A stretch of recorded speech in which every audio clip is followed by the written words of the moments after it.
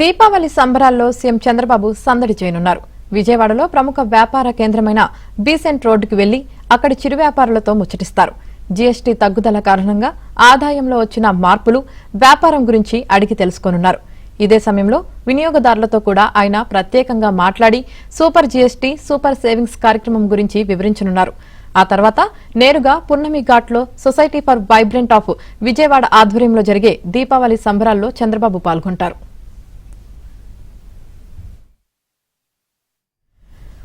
ఇక దీనిపై మరింత సమాచారం మా ప్రతినిధి పూర్ణ అందిస్తారు.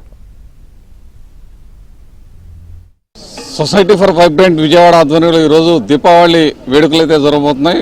దీనికి ముఖ్య అతిథిగా ముఖ్యమంత్రి చంద్రబాబు హాజరు కాబోతున్నాం. ఇదే అంశం సంబంధించి మనతో మాట్లాడడానికి ఎంపీ కేశినేని శివనాథ్ మనతో ఉన్నారు. ఆయన అడిగి మరిన్ని వివరాలు. సార్, ఈరోజు మళ్ళీ మరోసారి దీపావళి సందర్భంగా మొత్తం కూడా ముఖ్యమంత్రి చంద్రబాబు గారు ఈరోజు సాయంత్రం ఇక్కడ రాబోతున్నారు. అసలు ఇటువంటి కార్యక్రమాలు ఇక్కడ చేయబోతున్నారు, ఏమేంటి అంటే ఇంకోటి సూపర్ జీఎస్టీ కూడా మొత్తం కూడా ఆయన ఆ కార్యక్రమంలో పాల్గొనబోతున్నారు.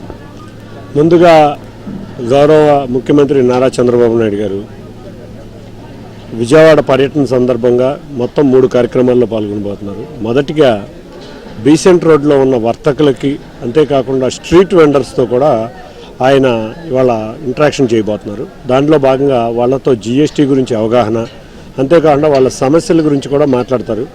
కాబట్టి అక్కడ వారు నేరుగా ప్రజల్లోకి వెళ్ళి చిన్న చిన్న వ్యాపారస్తులు, అంతేకాకుండా ఉన్న దుకాణ యజమానులతో వారు ఎదుర్కొంటున్న సమస్యలే కాకుండా జీఎస్టీ మీద ప్రజలకి ఏ విధంగా బెనిఫిట్ అవుతుంది అనేది కూడా వారి ద్వారా తెలుసుకుని వారి సమస్యలు కూడా వారు తెలుసుకోబోతున్నారు. ఆ తర్వాత సుమారు 1 గంట సమయం అక్కడ గడిపిన తర్వాత వారు పున్నమి ఘాట్కి రాబోతున్నారు. ముందుగా పున్నమి ఘాట్లో అమరావతి షాపింగ్ ఫెస్టివల్ అని గత వారం రోజుల నుంచి ఇక్కడ కార్యక్రమం నిర్వర్తిస్తున్నారు. దాంట్లో కూడా వారు జీఎస్టీ అవగాహన సదస్సులో పాల్గొంటారు. ఆ పాల్గొన్న సమయంలో గత వారం రోజుల నుంచి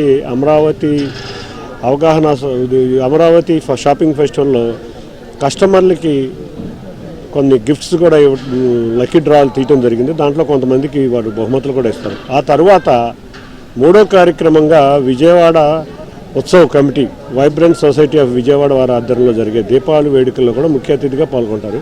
దానిలో భాగంగా ముఖ్యంగా వారు ఇక్కడ దీపావళి ఉత్సవాల్లో పాల్గొనడమే కాకుండా మేము కూడా ప్రజలందరినీ ఒక్కటే కోరుతున్నాం.